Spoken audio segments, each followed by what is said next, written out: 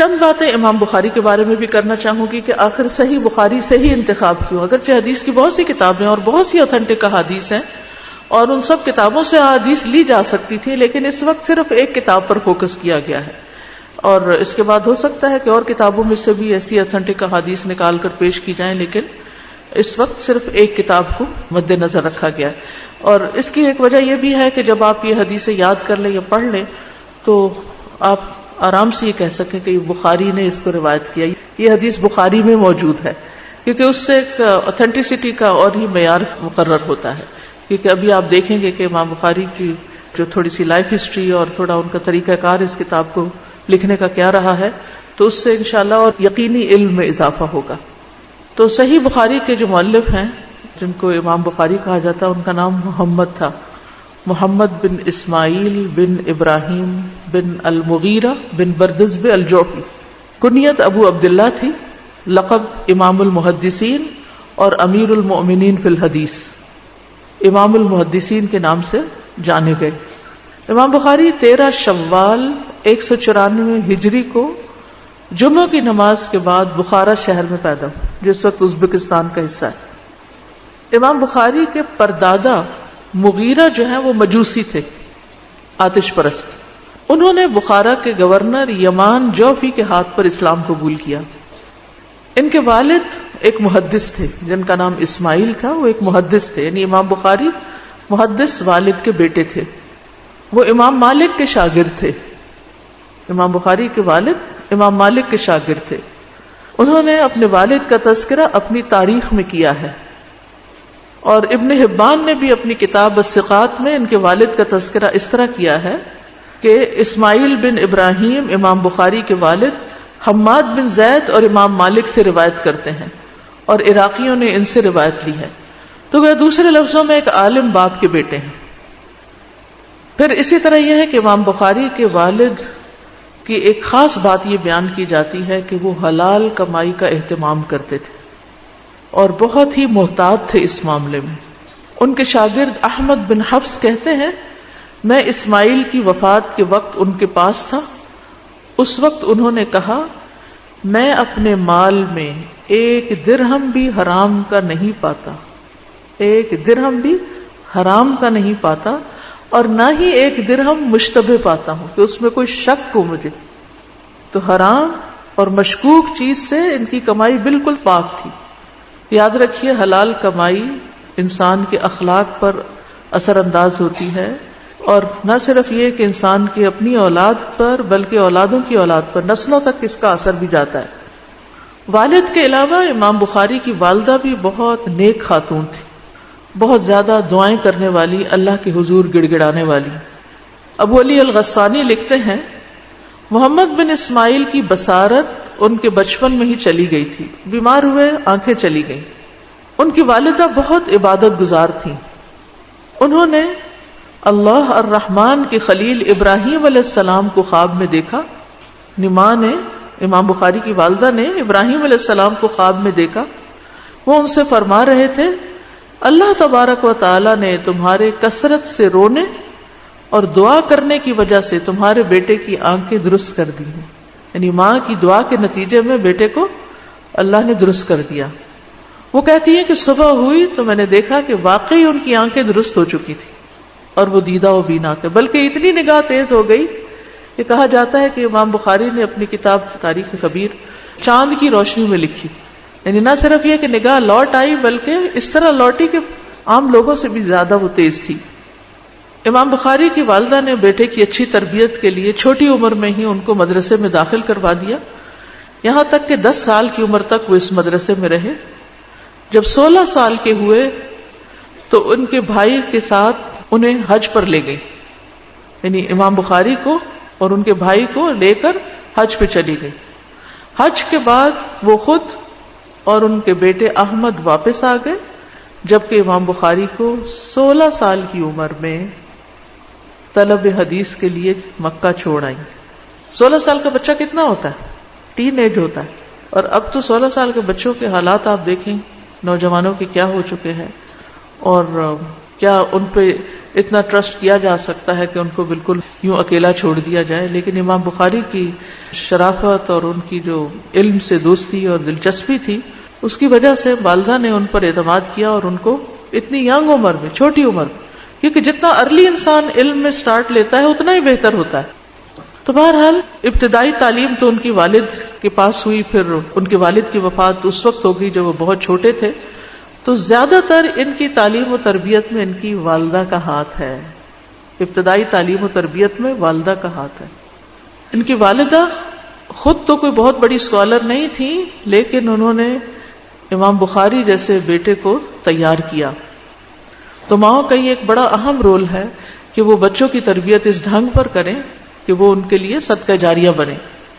محمد بن ابی حاتم کہتے ہیں، میں نے ابو عبداللہ امام بخاری سے پوچھا آپ کے ابتدائی حالات کیسے تھے؟ انہوں نے کہا مجھے اس وقت حفظ حدیث کا شوق دیا گیا جب میں مکتب میں تھا. مکتب یعنی بالکل ابتدائی مدرسے میں. میں نے پوچھا آپ کی عمر اس وقت کیا تھی؟ انہوں نے کہا 10 سال یا اس سے کم.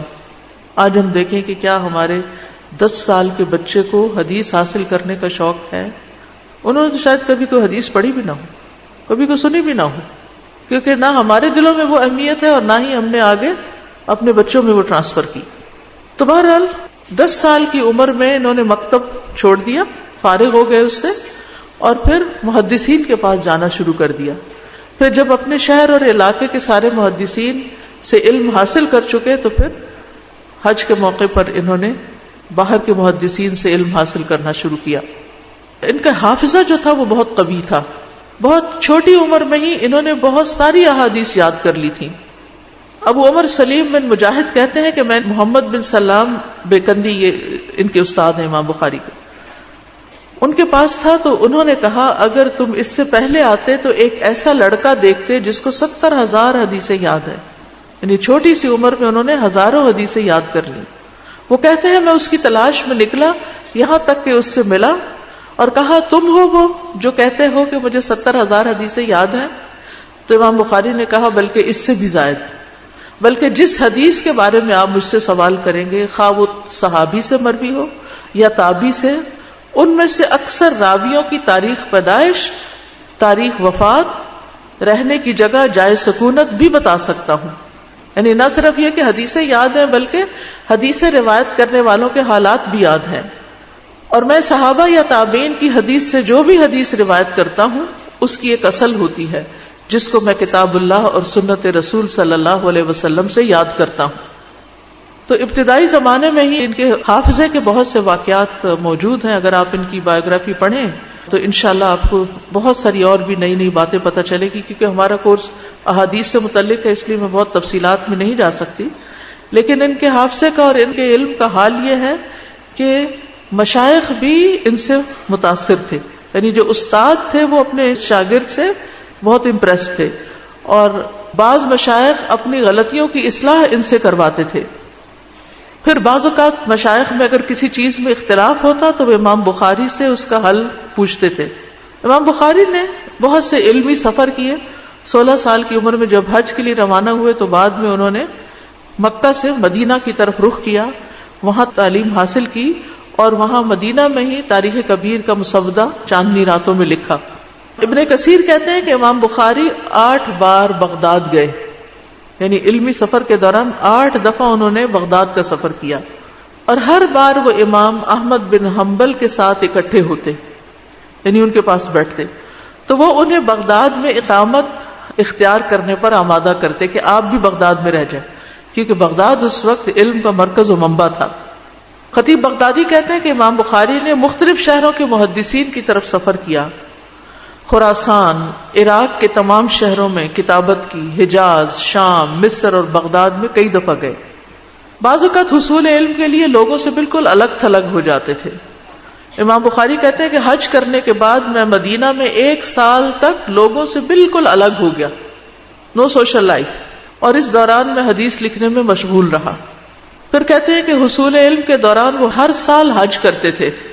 وہ کہتے ہیں میں بصرہ میں 5 سال رہا، اس دوران میرے ساتھ میری کتابیں بھی تھی. میں ہر سال حج کو جاتا اور واپس آ کر تصنیف کے کام میں مشغول ہو جاتا.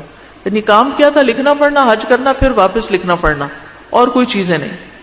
پھر علل حدیث کے ماہر تھے.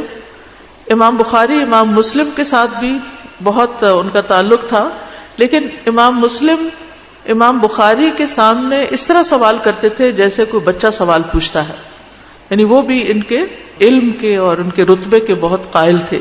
امام بخاری کے اساتذہ اتنے ہیں کہ جن کو شمار نہیں کیا جا سکتا، لیکن مشہور اساتذہ امام احمد بن حنبل، اسحاق ابن راہویہ، یحییٰ ابن معین، ابو نعیم فضل بن دکین، مکی بن ابراہیم بلخی، محمد بن عبداللہ الانصاری، ابو عاصم الشیبانی، محمد بن یوسف بن فریابی.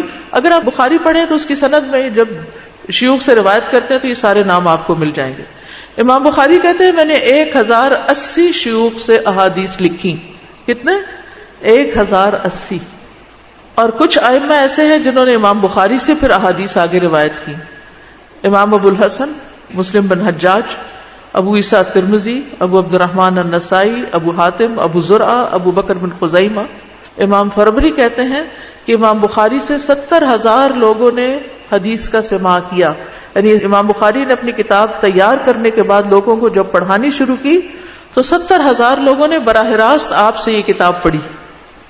حافظہ بہت قوی تھا، کم سوتے تھے، راتوں کو بھی حدیث کے علم میں مشغول رہتے. محمد بن یوسف کہتے ہیں ایک رات میں بخاری کے ساتھ ان کے گھر میں تھا، میں نے شمار کیا وہ ایک رات میں 18 مرتبہ اٹھے. انہوں نے دیا جلایا، وہ چیزیں یاد کرتے اور حاشیے میں لکھتے، سوتے جاگتے سوتے جاگتے. اگر ہم ایک رات بھی ایسے کریں تو اگلے دن سارا دن ہی شاید سوئے رہیں کہ آج ہماری نیند ڈسٹرب ہو گئی. لیکن اللہ سبحانہ وتعالیٰ جب کسی سے کام لیتا ہے تو اس کو ہمت بھی دیتا ہے. اپنے کام خود کیا کرتے تھے. وہ کہتے ہیں کہ ابو عبداللہ سحری کے وقت 13 رکعت نماز پڑھتے تھے، یعنی تہجد. جب بھی وہ اٹھتے مجھے نہ جگاتے. محمد بن ابی حاتم کہتے ہیں تو میں کہتا میں آپ کو دیکھتا ہوں کہ آپ اپنے اوپر ہی نماز کی تیاری کی ذمہ داری ڈالتے ہیں، مجھے نہیں جگاتے. تو انہوں نے کہا کہ تم جوان آدمی ہو، مجھے اچھا نہیں لگتا کہ تمہاری نیند خراب کروں. کھانے میں بہت سادگی تھی. اصل میں یہ ساری باتیں بتانے کا مقصد یہ ہے کہ جب انسان کو بڑا کام کرتا ہے تو پھر اس کے ساتھ اس کی باقی زندگی کیسے ہوتی ہے. ہماری دلچسپیاں پہننے، اوڑھنے، سیر و تفریح، میل ملاقاتیں، باتیں، فون، ادھر ادھر، ان چیزوں کے ساتھ ہیں. پھر ہم کہتے ہیں اللہ تعالیٰ ہم سے کوئی بڑا کام لے لے. یعنی اپنے کو نہیں بدلتے، بس صرف آرزویں اور تمنائیں رکھتے. جبکہ کام کرنے والے اپنی بہت سی دل پسند من پسند چیزوں کو چھوڑ دیتے ہیں اپنے رب کی خاطر، اپنی آخرت کی خاطر، لوگوں کی خدمت کی خاطر. ابو الحسن یوسف کہتے ہیں کہ ایک مرتبہ محمد بن اسماعیل بیمار ہو گئے. ان کا قارورہ طبیبوں کو دکھایا گیا. انہوں نے کہا یہ قارورہ ان عیسائی درویشوں کے قاروروں سے مشابہ ہے جو سالن استعمال نہیں کرتے. تو امام بخاری نے تصدیق کی اور کہا میں نے 40 سال سے سالن نہیں کھایا. اگر ہمیں ایک دن سالن کے بغیر روٹی کھانی پڑے تو پھر ہم کیا کریں گے. انہوں نے اس کا علاج پوچھا کہ بیمار ہو گئے کوئی علاج بتائیں. تو طبیبوں نے کہا اس کا علاج سالن ہے، ان کو سالن کھانا پڑے گا. تو انہوں نے علاج سے انکار کر دیا. حتیٰ کہ شیوخ اور دیگر اہل علم نے مجبور کیا تو روٹی کے ساتھ شکر لگا کے کھانے لگے. محمد بن ابی حاتم کہتے ہیں کبھی امام بخاری پر ایسا دن بھی آتا وہ سارے دن میں ایک روٹی بھی نہ کھاتے تھے، البتہ کبھی 2-3 بادام کھا لیتے.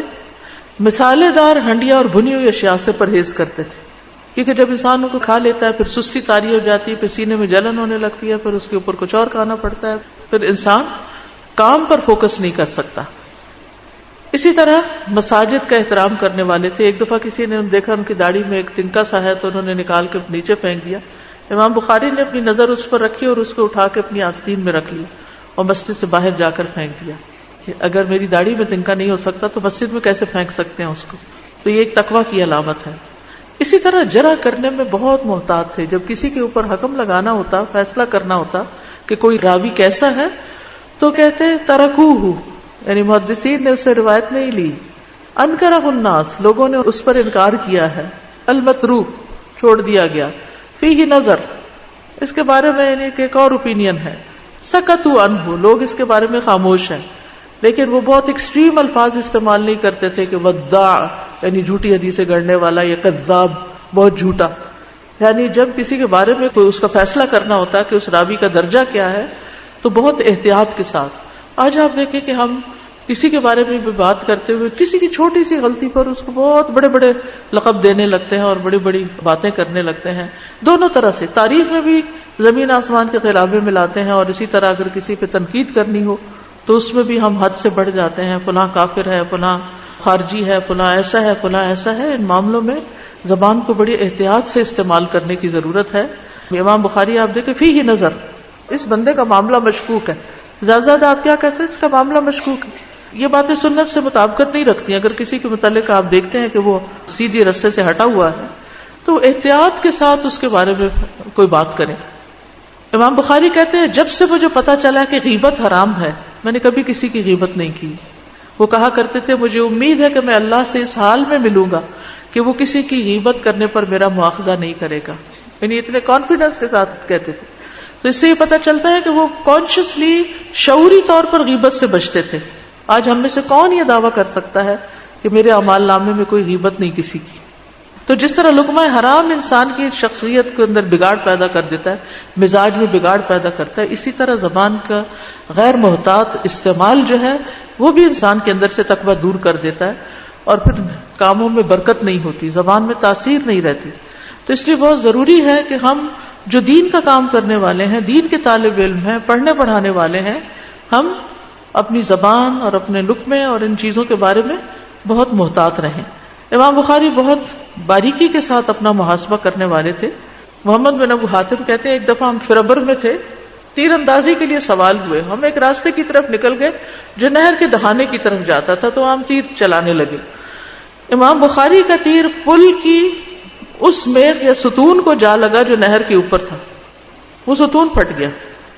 جب وہ ابو عبداللہ نے یہ دیکھا تو اپنے جانور سے نیچے اتر آئے، ستون سے تیر کو نکالا اور تیر اندازی چھوڑ دی، اور ہمیں کہا واپس چلو. ہم ان کے ساتھ واپس گھر آ گئے. تو انہوں نے مجھ سے کہا کہ ابو جعفر مجھے تم سے ایک کام ہے، کیا تم وہ پورا کرو گے؟ میں نے کہا جی ہاں، آپ کا حکم ماننے کے لائق ہے. کہا بہت اہم کام ہے.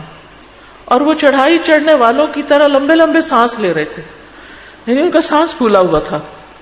انہوں نے ان کو جو ہمارے ساتھ تھے کہا تم ابو جعفر کے ساتھ جاؤ، یہاں تک کہ تم بھی اس کام میں اس کی مدد کرو جس کا میں نے اس سے مطالبہ کیا ہے. تو میں نے کہا کہ وہ کیا کام ہے؟ انہوں نے کہا کیا تم مجھے ضمانت دیتے ہو کہ پورا کرو گے؟ میں نے کہا سر آنکھوں پر. انہوں نے کہا تم اس پل کے مالک کے پاس جاؤ، پھر اس سے کہو ہم نے ستون میں خرابی ڈال دی ہے، ہم چاہتے ہیں کہ آپ ہمیں اجازت دے دیں کہ اس کی جگہ اس کو بدل دیں، یا آپ ہم سے اس کی قیمت لے لیں، اور جو غلطی ہم سے ہوئی ہے آپ اس کو معاف کر دیں. حمید بن اخضر فربری اس پل کا مالک تھا. تو اس نے کہا ابو عبداللہ کو میری طرف سے سلام پہنچا دو اور انہیں کہہ دو کہ جو آپ سے کوتاہی ہوئی ہے وہ آپ کو معاف ہے. اور کہا میری تمام ملکیت آپ پہ فدا ہے اگرچہ یہ کم ہے. میں نے کہا میں اپنے آپ کو جھٹلاتا ہوں کہ ایسا کام نہیں ہوا کہ آپ نے اسی درخواست کی، مگر میں یہ پسند نہیں کرتا کہ آپ ایک ستون کے بارے میں یا میری ملکیت کی کسی چیز میں مجھ سے جھجک کھائیں. تو میں نے ان کا پیغام امام بخاری کو پہنچا دیا. ان کا چہرہ چمک اٹھا، روشن ہو گیا، خوش ہو گئے. اور اس دن انہوں نے اجنبی لوگوں کو، مسافروں کو 500 حدیثیں سنائی اور 300 درہم صدقہ کیے. اب ہم ذرا اپنے آپ کو رکھ کے دیکھیں ہمارا تقویٰ کہاں ہے. کسی کا کوئی نقصان کر بیٹھیں، کیا ہم اس سے ذکر کریں گے؟ کیا ہم معافی مانگیں گے؟ کیا ہم اس کا نقصان پورا کریں گے؟ کیا ہمیں چین آئے گا؟ بعض اوقات کیا ہوتا ہے ہمارے روڈ ایکسیڈنٹس جتنے بھی ہوتے ہیں عموماً لوگ مار کے غائب ہو جاتے ہیں، بھاگ جاتے ہیں. لوگوں سے تو بھاگ جائیں گے، اللہ سے کیسے بھاگیں گے؟ اللہ تعالیٰ ہم سب کو معاف کر دے کہ ہم نے جانے انجانے کسی کے حق میں بھی کوئی نقصان کیا، کوئی خرابی کی. بعض اوقات الہدائی کی کوئی برانچ یا کوئی چیز یا اللہ کا کوئی مال ہمارے زیر استعمال ہوتا ہے اور ہماری غفلت اور ہماری کوتاہی سے اس میں کوئی نقصان ہو جاتا ہے، تو ہمیں اس پر کوئی پریشانی لاحق نہیں ہوتی. تو ان سارے معاملات میں احتیاط جو ہے اور کانشیس ہونا اور فکر کرنا جو ہے یہ ایمان کی علامت ہے. اسی طرح ایک صاحب تھے ابو معاشر منابینا تھے. تو امام بخاری ان سے کہتے ہیں کہ آپ مجھے معاف کر دیں. انہوں نے کہا کہ کس بات پر؟ انہوں نے کہا ایک روز آپ ایک حدیث بیان کر رہے تھے، میں نے آپ کو دیکھا کہ آپ بہت خوش تھے اور آپ اپنا سر بھی ہلا رہے تھے، تو میں اس پہ مسکرا دیا، آپ تو مجھے نہیں دیکھ سکتے تھے. تو انہوں نے کہا ابو عبداللہ اللہ آپ پر رحم کرے، میں آپ کو معاف کرتا ہوں. اور بعض اوقات کوئی دیکھ نہیں رہا ہوتا تو ہم اس کے اوپر ناک منہ بھی چڑھا لیتے ہیں اور اشارے بھی کر لیتے ہیں اور ہنس بھی لیتے ہیں اور زبان سے بھی غیبت کر لیتے ہیں اور اس کی پرواہ بھی نہیں کبھی کرتے کہ ہم گناہ کا کام کر رہے ہیں. اسی طرح اپنے کردار کی بھی حفاظت کرنے والے تھے. ایک دفعہ کسی سفر کے دوران ان کے پاس اشرفیوں کی ایک تھیلی تھی، تو ان کے ساتھ ایک شخص جو تھا اس کو پتہ چل گیا کہ یہ اس کے پاس ہے، تو اس نے سفر کے دوران شور مچانا شروع کر دیا. سمندر کا سفر تھا کہ میری تھیلی گم ہو گئی. امام بخاری کو جب یہ پتہ چلا کہ یہ شخص اب ان پہ الزام لگائے گا کہ تھیلی امام بخاری کے پاس تھی، یعنی ان کی اپنی تھی، لیکن اس شخص نے جھوٹا کلیم کر دیا، تو لوگ کشتی والوں کے پیچھے پڑ گئے کہ کس نے چرائی. سب کی تلاشی ہونے لگی. امام بخاری میں اتنی دیر میں وہ تھیلی جو تھی وہ سمندر میں پھینک دی. تو تھیلی تو کسی سے بھی نہیں نکلی، سب کا سامان دیکھ لیا گیا اور باہر تو کوئی گیا نہیں تھا. تو سب پھر اس شخص کو ملامت کرنے لگے. تو بہرحال اس کے بعد جب کشتی سے اترے تو اس شخص نے تنہائی میں پوچھا کہ اس تھیلی کا کیا ہوا، یعنی وہ کہاں گئی جو آپ کے پاس تھی. تو کہتے ہیں کیا تم نہیں جانتے میری عمر رسول اللہ صلی اللہ علیہ وسلم کی حدیثوں کی طلب میں ختم ہو گئی، میری ثقافت دنیا میں مشہور ہے. میرے لیے چوری کا الزام اپنے اوپر لینا کس طرح مناسب تھا کہ جس دولت کو میں نے ساری عمر میں حاصل کیا وہ چند اشرفیوں کے لیے کھو دیتا. یعنی اشرفیوں کا ضائع ہونا برداشت کر لیا لیکن اپنے اوپر حرف نہیں آنے دیا. حصول علم میں ہر طرح کی قربانی دیتے تھے، حتیٰ کہ ایک دفعہ جب کھانے کی کوئی چیز نہیں تھی تو گھاس کھانا شروع کر دی اور کسی کو نہیں بتایا. پھر اسی طرح محدثین کے اقوال بھی ہیں امام بخاری کے بارے میں کہ ان جیسا کوئی دیکھا نہیں گیا، انتہائی زاہد اور عالم تھے. اسحاق ابن راہویہ ایک مرتبہ ممبر پہ بیٹھے ہوئے تھے، امام بخاری بھی وہاں موجود تھے. تو امام اسحاق نے ایک حدیث بیان کی جس پر امام بخاری نے لقمہ دیا. تو امام اسحاق نے امام بخاری کی بات کو مان لیا اور حاضرین مجلس سے کہا اے اصحاب الحدیث کی جماعت، تم اس جوان کو دیکھو، اس سے حدیثیں لکھو. اگر یہ حسن بصری کے زمانے میں ہوتا تو وہ بھی معرفت حدیث اور فقاہت کی وجہ سے اس کے محتاج ہوتے، یعنی وہ بھی ان سے حدیث لکھتے. نعیم بن حماد کہتے ہیں محمد بن اسماعیل اس امت کے فقیہ، انہوں نے صرف حدیثیں جمع نہیں کی، ان سے جو ابواب نکالے ہیں اور جس طرح ان کو بیان کیا اور جس طرح اس کو ترتیب دیا ہے وہ کسی فقہ سے کم نہیں. پھر اسی طرح امام بخاری کی وفات جو ہے وہ بخارا میں ہوئی. بخارا کے لوگوں نے امام بخاری کے اوپر ایک تہمت لگا دی کہ آپ قرآنی الفاظ کے مخلوق ہونے کے قائل ہیں، یعنی کہ قرآن مخلوق ہے، اور اس غلط الزام کی عام طور پر شہرت کر دی گئی. تو شہر میں ایک ہنگامہ مچ گیا تو لوگوں نے امام بخاری کو شہر چھوڑنے کا حکم دے دیا. تو سمرقند کے لوگوں نے انہیں اپنے ہاں آنے کی دعوت دی، انہوں نے قبول کر لیا اور سمرقند کی ایک بستی خرتنگ میں مقیم ہو گئے. لیکن مخالفین کا فتنہ وہاں بھی پہنچ گیا، جس کی وجہ سے ایک روز تہجد کے وقت آپ دعا کرنے لگے کہ اے اللہ، تیری زمین باوجود کشادہ ہونے کے مجھ پہ تنگ ہو گئی ہے، مجھے اپنے پاس بلا لے. تو اللہ تعالیٰ نے ان کی یہ دعا قبول کر لی اور ایک مہینہ بھی نہ گزرا تھا کہ آپ کی وفات ہو گئی. آپ نے عید الفطر کی رات 256 ہجری کو 62 سال کی عمر میں وفات پائی. آپ کی وفات کے وقت آپ کے جسم سے برابر پسینہ جاری رہا.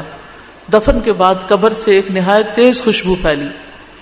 وراق کہتے ہیں امام صاحب نے مرنے سے پہلے وصیت کی کہ مجھے 3 کپڑوں میں دفنانا، ان میں کرتا اور عمامہ نہ ہو، یعنی صرف چادریں ہوں.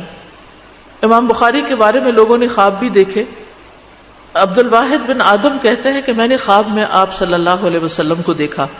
آپ اپنے اصحاب کی ایک جماعت میں ایک مقام پر کھڑے ہیں. میں نے رسول اللہ صلی اللہ علیہ وسلم کو سلام کیا تو آپ نے سلام کا جواب دیا.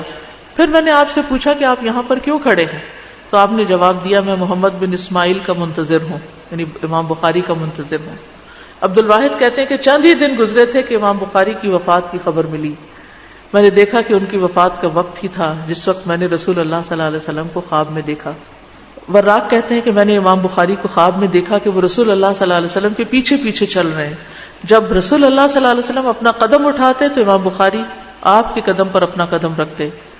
تو بہرحال یہ چند باتیں امام بخاری کے بارے میں ہیں. ان کی مشہور کتاب تو یہی الجامع الصحیح البخاری ہے، لیکن اس کے علاوہ بھی ان کی کتابیں ہیں جیسے تاریخ الکبیر، الاوسط الصغیر، الجامع الکبیر، کتاب الضعفاء الصغیر، اور اس کے علاوہ دیگر کتابیں. اور صحیح بخاری جو ہے اس کا پورا نام ہے الجامع المسند الصحیح المختصر من امور رسول اللہ صلی اللہ علیہ وسلم من سننہ و ایامہ. اور اس کتاب کی تالیف کا سبب یہ بنا تھا کہ امام بخاری اسحاق ابن راہویہ کی مجلس میں تھے تو انہوں نے کہا کاش تم لوگ رسول اللہ صلی اللہ علیہ وسلم کی صحیح حدیثوں سے ایک مختصر کتاب تیار کرتے. امام بخاری کہتے ہیں کہ یہ بات میرے دل میں بیٹھ گئی اور میں نے الجامع صحیح کے لیے احادیث جمع کرنی شروع کر دی. اسی طرح وہ کہتے ہیں کہ میں نے خواب میں دیکھا، امام بخاری کہتے ہیں کہ میں نبی صلی اللہ علیہ وسلم کے سامنے کھڑا ہوں اور میرے ہاتھ میں ایک پنکھا ہے اور میں آپ سے مکھیاں اڑا رہا ہوں. تو میں نے تعبیر کرنے والوں سے اس کی تعبیر پوچھی تو انہوں نے کہا کہ تم نبی صلی اللہ علیہ وسلم سے جھوٹ کو ہٹاؤ گے، یعنی جو غلط باتیں آپ کی طرف منسوب کر دی گئی ہیں ان کو ہٹا دو گے.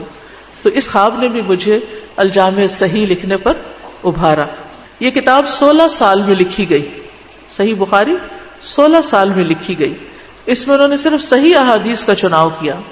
ہر حدیث لکھنے سے پہلے اللہ تعالیٰ سے استخارہ کرتے، 2 رکعت نماز پڑھتے، اور جب پورا یقین ہو جاتا تو پھر اپنی کتاب میں لکھتے.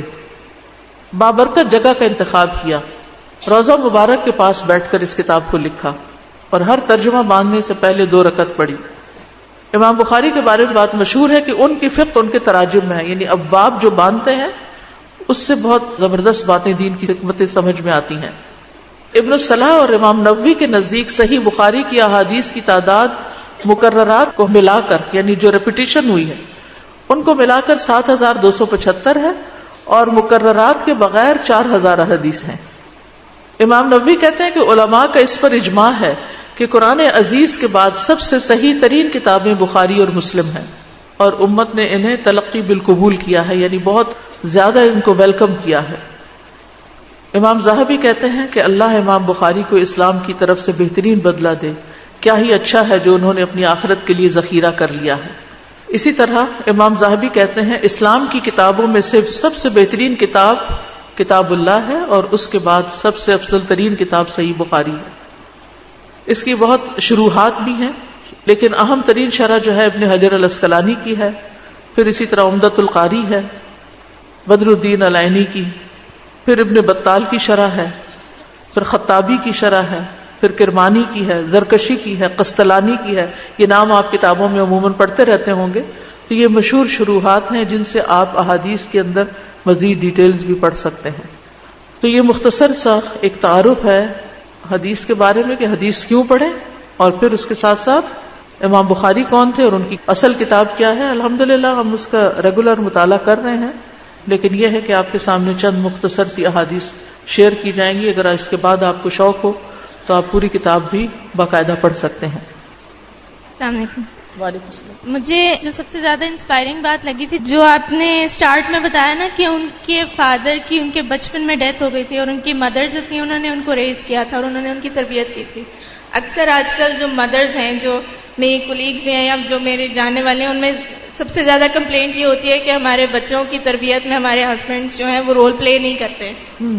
تو اگر ہم ان کی لائف ہسٹری دیکھیں یا اگر ہم ان کی لائف کو دیکھیں تو ان کی مدر نے اپنی پوری زندگی ان کی تربیت پہ انویسٹ کی، اور انہوں نے ایک بار بھی کمپلین نہیں کی اپنے حالات کی. اور پھر 16 سال جدائی برداشت کی. آج کسی ماں کا حوصلہ ہے کہ 16 سال بچے کو دور رکھے اپنے سے کہ وہ کوئی بڑا کام کر لے؟ یعنی یہ جو امام بخاری کو 16 سال کی عمر میں چھوڑ کر آئی تھی مکہ، وہ 16 سال اپنا کام کرتے رہے، اور جب کتاب مکمل ہوئی تو پھر واپس آئے تھے. اور اس زمانے میں نہ کوئی فون تھے، نہ ٹیکسٹ میسج تھے، نہ کوئی ویڈیو کال، کچھ بھی نہیں تھا. ہم سب مائیں ہیں، ہمیں پتہ ہے کہ بچوں سے محبت کیا چیز ہوتی ہے، اور بچوں کی جدائی کتنی تکلیف دہ ہوتی ہے، اور کس طرح یہ بھی اللہ کے راستے میں اپنے بچوں کو دینا اور ان کی جدائی برداشت کرنا، اور ان سے اپنی دنیا نہیں بلکہ اپنی آخرت کا سامان کرنا، ان کو صدقہ جاریہ بنانا، کتنی بڑی بات ہے. اس کے لیے بڑا حوصلہ چاہیے، اور یہ وہی ماں کر سکتی ہے جس کے ذہن میں یہ سارے مقاصد بہت واضح ہوں کہ وہ یہ کام کیوں کر رہی ہے. آج دنیا کی تعلیم کے لیے تو ہم پھر بھی بھیج دیتے ہیں 4 سال کے لیے، ڈگری کے لیے، پھر جاب کے لیے، نوکری کے لیے، اور پھر وہ وہیں کے ہو جاتے ہیں. ماں باپ کو پوچھتے بھی نہیں ہیں، اور ماں باپ بڑھاپے میں ان کی جدائی میں رو رو کے دم توڑ دیتے ہیں. چونکہ ہم نے ان کی دنیا بنائی تو انہوں نے بھی اپنی دنیا ہی بنا لی، والدین کو پیچھے کم ہی پوچھا. تو اس لیے بہت ضروری ہے کہ اگر ہم واقعی چاہتے ہیں کہ صالح نسل پروان چڑھے تو اس کے لیے ماؤں کا صالح ہونا اور ماؤں کے ذہن میں ان سارے مقاصد کا واضح ہونا بہت ضروری ہے. بالکل. یعنی امام بخاری نے کتاب لکھنے میں 16 سال لگا دیے، تو کیا ہم پڑھنے کے لیے دن کا 1 گھنٹہ نہیں نکال سکتے؟ ہم اتنا بھی نہیں کر سکتے کہ ہم اتنی تکلیف یا زحمت کر لیں کہ اس کو پڑھ ہی لیں؟ سال ہر سال تک یہ کتابیں گھروں میں، لائبریریوں میں بند پڑی رہتی ہیں، اور نکال کے کھولنے کی زحمت گوارا نہیں کرتے. جی آج آپ دیکھیں تو ہر دوسری ماں اپنے بچے کے لیے پریشان ہے. شاید ہی کوئی ماں ہو جو یہ کہے کہ مجھے بچوں کی طرف سے کوئی پریشانی نہیں، سب دین پر ہیں، نمازی ہیں، دین کی خدمت کرتے ہیں. شاید ہی کوئی ماں ملے ایسی. ہر دوسری ماں، اگر دو بچے لگے ہوئے ایک طرف تو ایک کسی دوسری طرف لگا ہوا. یعنی یہ پریشانی سب کی پریشانی ہے. لیکن اس پریشانی کا حل ہم کیا کرتے ہیں؟ ایک دوسرے کے سامنے رونا روتے رہتے ہیں، یا ماں باپ کو ستاتے ہیں، یا اپنی دوستوں کو بدمزہ کرتے رہتے ہیں، یا پھر اپنے دوسرے بچوں کے سامنے رونا دھونا کرتے رہے. یہ سارے رونے دھونے جو لوگوں سے ہم کر رہے ہیں نا، یہ اللہ کے سامنے کر لیں. سجدوں میں روئیں، تنہائی میں روئیں اور دعائیں کریں. پھر دیکھیں کیسے نہیں اولاد کی اصلاح ہوتی. یعنی کوششیں کرنے کے باوجود ساتھ ساتھ دعائیں. ہم سب چاہتے ہیں کہ ہم اللہ سے جڑ جائیں، اللہ کے قریب ہو جائیں، لیکن اس کا طریقہ کیا ہے؟ اس کا طریقہ یہ ہے کہ ہم بیچ میں سے لوگوں کو نکال دیں اور براہ راست اللہ کے سامنے فریادیں کریں. کسی کے سامنے بھی دکھ رونے کی کوئی ضرورت نہیں کہ وہ سارا رونا ایک جگہ کر دے کہ یہ میں نے اللہ کے سامنے رونا ہے. تہجد میں، سجدوں میں، جب خیال آئے، جب دل بھر آئے، جب پریشانی ہو، جب تکلیف ہو، بس وہ ساری اللہ کے سامنے. انما اشکو بثی وحزنی الی اللہ. یعقوب علیہ السلام کی مثال ہمارے سامنے ہے. تو کس طرح اللہ سبحانہ وتعالیٰ نے کئی سال کے بعد بیٹا لوٹا دیا اور کتنے بڑے مقام پر پہنچا کے ملایا. دعا قبول ہوئی نا، مایوس نہیں ہوئے. تو چاہے بچے چھوٹے ہیں یا بچے جوان ہیں یا بڑے ہیں، چاہے کتنے بھی بھٹک چکے ہیں، بہک چکے ہیں. عبداللہ بن مبارک کے بارے میں آپ پڑھیں، کئی ایسی مثالیں ہیں کہ جس میں والدین کی دعاؤں نے بچوں کے رخ پلٹ دیے زندگی کے. اور پھر آپ دیکھیے دو تین چیزیں ہیں. ایک تو یہ کہ مکمل فوکس، یکسوئی، کام سے کام. دوسرا یہ ہے کہ اتنا بڑا کوئی کام کر جائے اور اتنے لوگوں کو پڑھا جائے، 70,000 لوگوں کو، جو ہم میں سے کسی نے بھی نہیں کیا ہوگا، تو اس کے بعد بھی کوئی اللہ سے شکوہ نہیں کہ یا اللہ میں نے تیرے دین کی اتنی خدمت کی اور آخری عمر میں آ کے مجھے یہ صلہ ملا کہ لوگوں نے مجھے اپنے وطن سے ہی نکال دیا اور میرے ساتھ یہ سلوک ہو رہا ہے. کوئی شکایت نہیں، کوئی شکایت نہیں. پھر اللہ ہی کی طرف رجوع اور اللہ ہی کی طرف واپس چلے گئے.